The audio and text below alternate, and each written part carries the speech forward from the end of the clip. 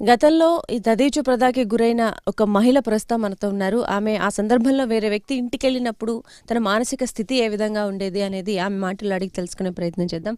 బहन जी आप बोलिए जब आप आपके पति अपने दूसरी मर्द को बेचते हो, आपके घर परिवार बच्चों को छोड़ के दूसरे घर जाते हो, तब का आपका मानसिक स्थिति कैसे रहता है?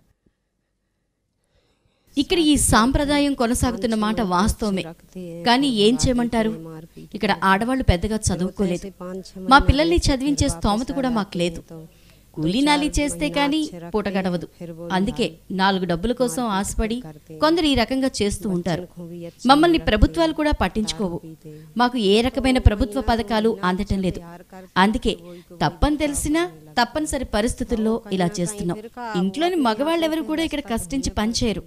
సంపాదించిన డబ్బుల్ని వ్యసనాలకి ఖర్చు పెట్టి భార్య పిల్లల్ని పట్టించుకోరు.